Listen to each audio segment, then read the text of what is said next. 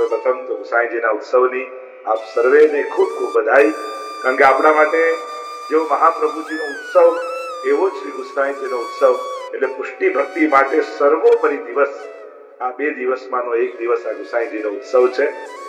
क्योंकि जो श्री वल्लभ के घर प्रभु जो फिर अवतार न करते हो, हम सरी के मूड पतित जन कहो कैसे निस्तरते हो. श्री वल्लभના ઘરે ફરી પ્રભુ પ્રગટ ન થયા હોત શ્રી ગુસાઈજી રૂપે તો આપણા જેવા જીવોની શું ગતિ થાય. શ્રી ગુસાઈજી પ્રભુ ચરણના પ્રાગટ્ય ચરિત સ્વરૂપ અનેક અનેક ચર્ચાઓ, અનેક અનેક વાર્તાઓ દ્વારા, ગ્રંથો દ્વારા જેમ સર્વોત્તમ સ્તોત્ર શ્રી ગુસાઈજી પ્રભુ ચરણે રચિત કરી અને મહાપ્રભુજીનું સ્વરૂપ આપણને સમજાવ્યું છે. એમ જ શ્રી રઘુનાથજી ગુસાઈજીના પંચમલાલ એમણે નામ રત્નાખ્યાન સ્તોત્ર રચ્યું છે અને એમાં ગુસાઈજીના 108 નામોનું વર્ણન, જેમ સર્વોત્તમમાં મહાપ્રભુજીના 108 નામ છે એવા નામ રત્નાખ્યાન સ્તોત્રમાં ગુસાઈજીના 108 નામ છે. શ્રી રઘુનાથજી ઉપર એવી કૃપા થઈ અને જેમ મહાપ્રભુજીનું ધ્યાન આપણે બોલતા હોઈએ છીએ, સૌંદર્યમ નિજગતમ પ્રકટિતમ, એ રીતે શ્રી ગુસાઈજીનું ધ્યાન આપે રચ્યું કે સાયં પુંજાલય સ્થાસનમોપવિલસત સ્વર્ણપાત્રમ સુદૌતમ રાજત્યગ્નો પવિતમ પરિતનુ વસનમ ગૌરવમ ભૌજવક્ત્રમ પ્રાણાનાયમ નાસાપુત નિહિતકરમ કર્ણરાજત વિમુક્તમ વંદે દોર્મિલિતાક્ષમ મૃગવદ તિલકમ શ્રી વિઠ્ઠલેશમ સુકેશમ. યમુનાજીના તટ ઉપર કુંજમાં બિરાજેલા શ્રી ગુસાઈજી પ્રભુ ચરણ પોતાના હસ્તને નાસિકા દબાવી પ્રાણાયામ કરતા, સંધ્યાવંદન કરતા, સુવર્ણના પાત્રો સુંદર સામે છે અને શ્વેત ધોતી ઉપરના શ્રી ગુસાઈજી પ્રભુ ચરણે ધારણ કર્યા છે અને અલૌકિક આપની મુખારવિંદની શોભાની કાંતિ છે એવા સ્વરૂપનું ચિંતન શ્રી ગુસાઈજીના સ્વરૂપના ધ્યાનમાં શ્રી રઘુનાથજીએ કર્યું છે. શ્રી ગુસાઈજીના અનેકવિધ સ્વરૂપોની ચર્ચા છે. સાધારણ લોકો તો કોઈ મહાપુરુષ રૂપે માને છે ગુસાઈજી, કોઈ હિન્દુ ધર્મના એક શ્રેષ્ઠ આચાર્ય છે, પણ આપણે ત્યાં ગુસાઈજીના અનેકવિધ સ્વરૂપોનો ભાવ છે. એક ભાવ તો આપણે ત્યાં એ કહ્યું કે સાક્ષાત પુરાણોમાં જે પરમાત્માના અવતારો વિશે કહ્યું છે તો અગ્નિ પુરાણ, ભવિષ્ય પુરાણ આદિમાં અગ્નિ રૂપો દ્વિજાચાર્યો ભવિષ્યામીય ભૂતલે વલ્લભો અગ્નિ રૂપ સ્યાદ વિઠ્ઠલ પુરુષોત્તમ. આ રીતે વિઠ્ઠલ રૂપે પુરુષોત્તમનું પ્રાગટ્ય થશે એમ આપણા ધર્મશાસ્ત્રોએ કહ્યું છે. એ રીતે જ આપણે ત્યાં વલ્લભાખ્યાનમાં કથા આપણે બધા જાણીએ છીએ. ત્યાંથી દક્ષિણ પાઉં ધારિયા પાંડુરંગ શ્રી વિઠ્ઠલનાથ નેત્ર મળતા વાત કીધી વચન દીધું હાથ અને અમને તો ઈચ્છા એ છે જે હું નંદન તમે થાય. મહારાષ્ટ્રમાં વિઠ્ઠોબાજીનું પ્રસિદ્ધ તીર્થ છે અને શ્રી મહાપ્રભુજી પ્રતિ પ્રદક્ષિણા કરતા કરતા વિઠ્ઠોબાજી પધાર્યા અને ત્યાં વિઠ્ઠોબાજી મહાપ્રભુજીને જોયા ત્યારે કહ્યું કે મારે આપની પાસે કંઈક માંગવું છે. મહાપ્રભુજી કે આપ આજ્ઞા કરો. એમની મારા હાથમાં હાથ મૂકીને આપ વચન આપો. અને મહાપ્રભુજી જ્યાં હાથમાં હાથ મૂક્યો ત્યારે વિઠ્ઠોબાજીએ માંગ્યું કે આપ ગ્રસ્થાશ્રમ ધારણ કરો અને મારે આપના ઘરે આપના પુત્ર બનીને પ્રગટ થવું છે. અમને તો ઈચ્છા એ છે જે હું નંદન તમે તાત, કે હું બાળક તો ના પિતા થાવ. તો એ રીતે ગુસાઈજીનું એ વિઠ્ઠોબાજીનું પણ રૂપ માનવામાં આવે છે. બીજું ભાવાત્મક રૂપમાં આપણે ત્યાં સાક્ષાત ચંદ્રાવલીજીનું સ્વરૂપ શ્રી ગુસાઈજીને માનીએ છીએ. જેમ રાધાજી સ્વામીજીનું સ્વરૂપ આપણે મહાપ્રભુજીને માનીએ છીએ, એમ જ ચંદ્રાવલીજીનું સ્વરૂપ એ સાક્ષાત ગુસાઈજી છે. આજે પણ રીઠોરામાં બેઠકજી છે ત્યાં ગુસાઈજીને આ પ્રકારે સાડી આદિના વસ્ત્રો ધરાવી ચંદ્રાવલીજીનો ભાવ કરાય છે. અને એ રીતે જ ગુસાઈજીનું એક વિશેષ સ્વરૂપ એ સાક્ષાત યેહી તેહી તેહી એહી કછું ન સદેહી. સાક્ષાત એ શ્રી કૃષ્ણ, એ શ્રીનાથજી બાબા ગુસાઈજી રૂપે પુનઃ પ્રગટ થયા છે. અને એના અનેકવિધ પ્રકારના પ્રસંગો આપણે ત્યાં છે. એ સ્વામીનો પ્રસંગ લો કે માણિકચંદનો પ્રસંગ, એવા અનેક પ્રકારના 252ની વાર્તામાં તમે પ્રસંગ જુઓ છો ત્યારે તમને દરેક વાર્તામાં એ પ્રસંગ જોવા મળે છે કે પ્રભુ અને ગુસાઈજીમાં કોઈ ભેદ નથી. એ જ પોતે આચાર્ય રૂપ ધારણ કરી મનોરથોને પૂર્ણ કરવા માટે પધાર્યા છે. અને દરેકની જય આપણે બોલીએ, યમુનાજીની જય બોલીએ, મહાપ્રભુજીની બોલીએ, પણ જ્યારે પણ ગુસાઈજીની બોલીએ ત્યારે કેટલાક શબ્દો પાછળ જોડતા હોઈએ છીએ. ત્યારે એમની જય બોલાય ત્યારે એમ બોલાય શ્રી ગુસાઈજી પરમ દયાલ. એ તો પરમ દયાલ છે. પ્રગટ્યા પરમ દયાલ. વંદુ શ્રી વિઠ્ઠલવર સુંદર નવઘન શ્યામ તમાલ જગત તન ઉદ્ધાર કરવા પ્રગટ્યા પરમ દયાલ. અબ તો પરમ દયાલ છે. પરમ દયાલ એટલા માટે કે દયા તો આપણા સ્વભાવમાં છે અનેક અનેક પ્રકારના એવા પ્રસંગો છે. સ્વયં કૃષ્ણદાસ અધિકારીએ પણ મંદિરમાં આવતા અટક્યા, રોક્યા, કેદખાનામાં એમને પૂરવામાં આવ્યા. ગુસાઈજીએ છોડાવીને કહ્યું, જ્યાં સુધી કૃષ્ણદાસ બહાર નહીં આવે ત્યાં સુધી હું અન્ન જળનો ત્યાગ કરી દઈશ. અને આમ જેને શ્રમ કરાવ્યો એના ઉપર સ્નેહ રાખનાર શ્રી ગુસાઈજી છે.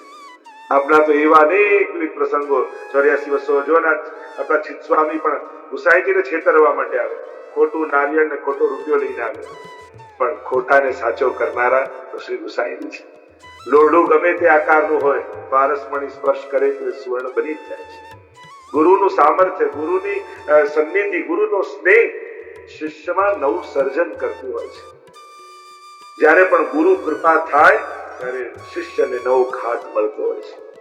જો વ્યક્તિ તરીકે જન્મ લઈએ પણ જઈએ ત્યારે વૈષ્ણવ થઈને જવાનું, વૈષ્ણવ ઓળખાણ મેળવીને જવાનું. આ જીવન વ્યક્તિ તરીકે નહીં, વૈષ્ણવ તરીકે જીવીને જઈએ ત્યારે વૈષ્ણવતાની સાર્થકતા થાય. પણ એક વસ્તુ યાદ રાખો, જીવ પુણ્ય કરી શકે છે પણ પોતાના દોષોને છોડી શકતો નથી. દોષો તો કેવલ ને કેવલ ગુરુ કૃપા થાય, ગુરુનું સાનિધ્ય મળે, ગુરુની કૃપા દૃષ્ટિ પડે તો જ વ્યક્તિ પોતાના દોષોથી મુક્ત થઈ શકે છે. કારણ ગમતી વસ્તુ માણસ મૂકે નહીં, માણસને એના પાપ અને એના દોષો ગમે છે. ઘણા લોકો કે આ દોષોને અપરાધો છૂટતા કેમ નથી? એનું મૂળ કારણ એ છે, આપણને આપણા દોષોથી નફરત નથી, આપણને આપણા દોષોથી સ્નેહ છે, પ્રેમ છે, લાગણી છે. અને લાગણી હોવાને કારણે આપણે આપણા દોષોથી મુક્ત થઈ શકતા. પણ જયારે ગુસાઈજી કૃપા કરે, ભાઈ અબ ગિરધર સો પહેચાન, કપટ રૂપ ધર છલવે આયો, પુરુષોત્તમ નહીં જાન, અને ચિત્ત સ્વામી દેખત અપનાયો, શ્રી વિઠ્ઠલ કૃપા નિધાન. કે આપ તો કેવા કૃપાના સાગર છો, જોતાની સાથે મારા ઉપર અનુગ્રહ આપે કરે છે. તો શ્રી ગુસાઈજી પ્રભુ ચરણ એ તો કૃપા કરનારા છે. અને જેવો જીવો, જે જીવ જાતિ હોય કોઈ રે તેને તત્ક્ષણ સર્વે સુખ હોય રે. ગમે તે જાતિનો હોય, ગમે તેવો જીવ હોય, ગમે તેવા ગુણોથી ભરેલો હોય, પણ શ્રી ગુસાઈજી કૃપા કરે તો એને સહજમાં ચિત્ત સ્વામી દેખત અપનાવે, દ્રષ્ટિ માત્રથી સ્વીકારી લે. જો આપણે ત્યાં માથે હાથ મૂકીને આશીર્વાદ આપે તો જ આશીર્વાદ મળે એવું નહીં માને. કેવલ આપણી તરફ દ્રષ્ટિ કરે તો એમના આશીર્વાદ મળી ગયા એમ કહેવાય, એમની કૃપા મળી ગઈ કહેવાય. અને ગુસાઈજી એવા તો અનેક પ્રસંગો હોય, એ કેટલા તમે પ્રસંગો જોવા જાઓ 252 ની વાર્તાના, દરેક પ્રસંગો આપની દયા, કરુણા અને કૃપાના પ્રમાણો આપે છે. એવા શ્રી ગુસાઈજી પ્રભુ ચરણ. અને સૌથી મોટી વાત તો એ, શ્રી ગુસાઈજી પ્રગટ ન થયા હોત તો આપણે મહાપ્રભુજીને પણ ઓળખી ન શક્યા. શ્રી ગુસાઈજીએ સર્વોત્તમજી, વલ્લભાષ્ટક અને સપ્તશ્લોકી આ 3 ગ્રંથો પ્રગટ કરી. મહાપ્રભુજીના નામ, રૂપ અને ગુણ આ ત્રણેય સાથે આપણો પરિચય કરાવે છે.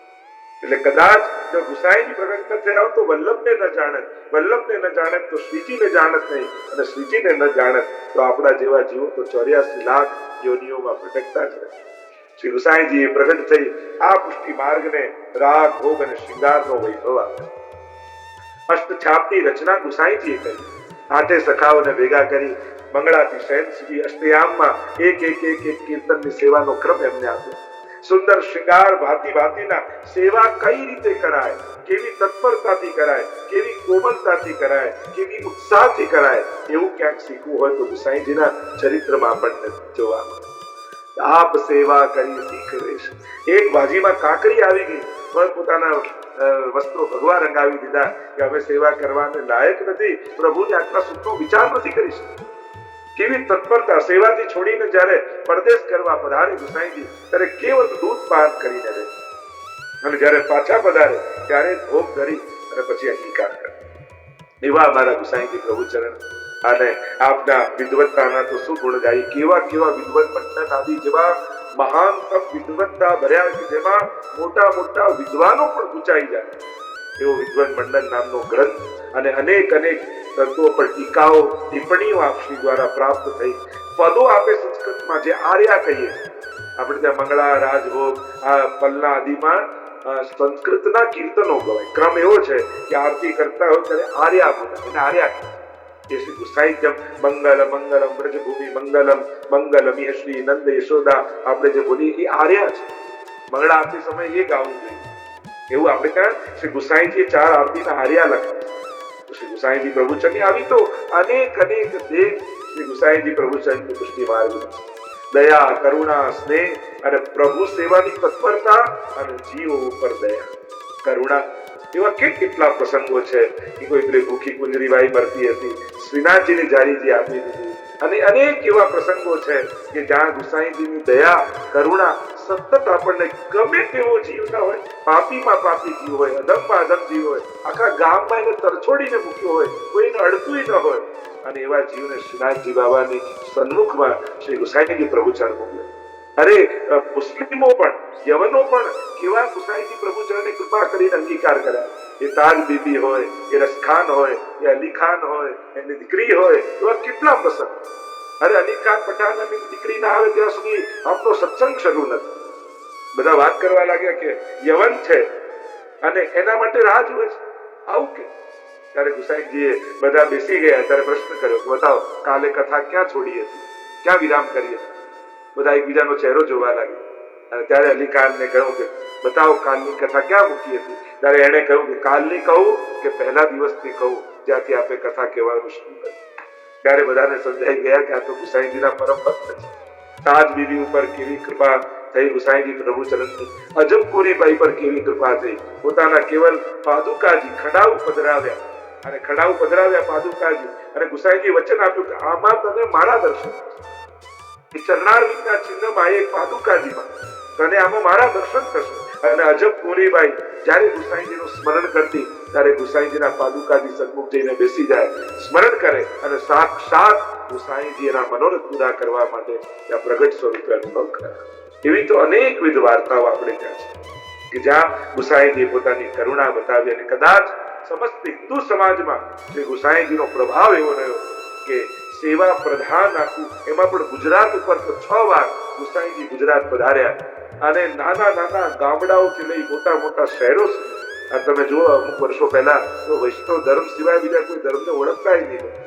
ઠેર ઠેર, ગામે ગામ, ઘરે ઘર ભગવત સેવા બિરાજતી, અષ્ટસખાની વાણીઓ ગવાતી, મહાપ્રભુજી શ્રીનાથજીના ઉત્સવો થતા, અને જય શ્રી કૃષ્ણનો ગુજરાતનો મહામંત્ર કોઈ બનાવ્યો હોય તો શ્રી ગુસાઈજી બનાવે છે. આજે પણ ગુજરાતના વ્યવહારમાં એ વસ્તુ છે કે ગુજરાતી પણ ક્યાંક વિદેશમાં પણ એકબીજાને મળે તો સૌથી પહેલા જય શ્રી કૃષ્ણ કહીને મળે છે. આ મહામંત્ર શ્રી મહાગુસાઈજીએ ગુજરાતને આપ્યો છે. કૃષ્ણના જયથી શરૂ થાય આ વિવેક, આ વ્યવહાર આપણને ગુસાઈજીને મહાપ્રભુજી આપ્યો છે. અને એટલે તો ગુજરાતના ગામે ગામ, આજે 100 વર્ષ પહેલા તમે જુઓ અને ત્યાં જઈને કહો કે ગામના મોટું મંદિરે જવું છું તો તમને હવેલી જ નહીં. આજે પણ જૂના બધા જ મંદિરોનું નામ શું કહેવાય? મોટું મંદિર. એ રીતે ઓળખાય, મોટા મંદિરે જવું છે. જેટલા પ્રાચીન 100 વર્ષ પહેલાના મંદિરો છે એ બધા મોટા મંદિરના નામે જ ઓળખાય, અને ગામમાં સૌથી મોટું મંદિર એ છે. એવો પ્રભાવ વૈષ્ણવ ધર્મનો આખા ગુજરાતમાં છે ને પછી તો રાજસ્થાન ને આખા ભારત વર્ષમાં શ્રી મહાપ્રભુજી તો અંગ બંગ કલિંગ કૈકટ મગધ મારુ સુરસિદ્ધ તે તામસના અગર્યા પ્રતાપ પદરજ ગંધ. આખા ભારતમાં દક્ષિણથી લઈને ઉત્તર, પૂર્વથી લઈને પશ્ચિમ સુધી શ્રી મહાપ્રભુજીને ગુસાઈજી પધાર્યા છે, અને એમના બેઠકજી આજે પણ વિદ્યમાન છે. આપણી પાસે આખો એક ઇતિહાસ છે કે મહાપ્રભુજી ક્યાં ક્યાં કઈ રીતે પધાર્યા, ગુસાઈજી ક્યારે ક્યાં કેટલી વાર પધાર્યા. સમગ્ર વિઠ્ઠલેશ ચરિત્રનો ઇતિહાસ આપણને મળે, અને એમાં પણ ગુસાઈજીનું ચરિત્ર શ્રી વલ્લભાખ્યાન અદભુત રૂપે વર્ણિત છે. શ્રી વલ્લભાખ્યાનમાં ગોપાલદાસજી ગૂંગા છે, બોલી નથી શકતા. ચરવી તાંબુલ ગુસાઈજી આપ્યું, નવ આખ્યાન ગોપાલદાસે ગાય. કેવી અદભુત લીલાઓ ના પ્રસંગો આજે પણ પુષ્ટિ માર્ગમાં ઉપલબ્ધ છે. અને એટલા માટે આ પુષ્ટિ માર્ગ નિસ્સાધન જનહિત કરવા શ્રીનાથ વિઠ્ઠલ આવ્યા.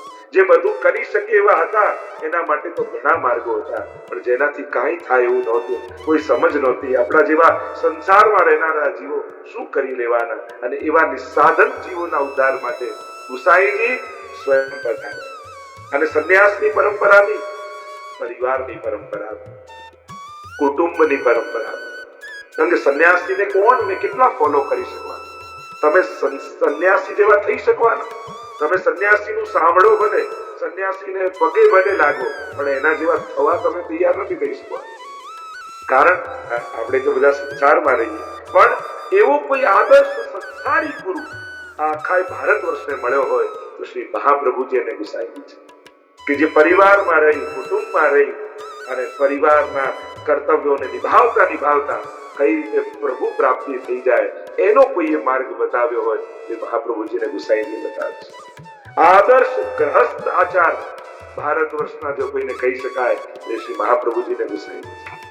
બાકી સંન્યાસીઓની ઘણી વાત કરી શકાય, પણ આપણામાંથી અહીંયા ઝૂમમાં બેઠા છો ચલો કેટલા લોકો અત્યારે સંન્યાસ લેવા થઈ પણ આપણે તો ઘર છોડીને બહાર નીકળવાના। અરે આપણે એક વસ્તુ કોઈને આપવા, બસ મહત્વની વસ્તુ એ છે કે આપણે છોડવાનું નથી, પુષ્ટિ માર્ગમાં તો પ્રભુને ધરી પ્રસાદી લઈને વાપરવાનું છે।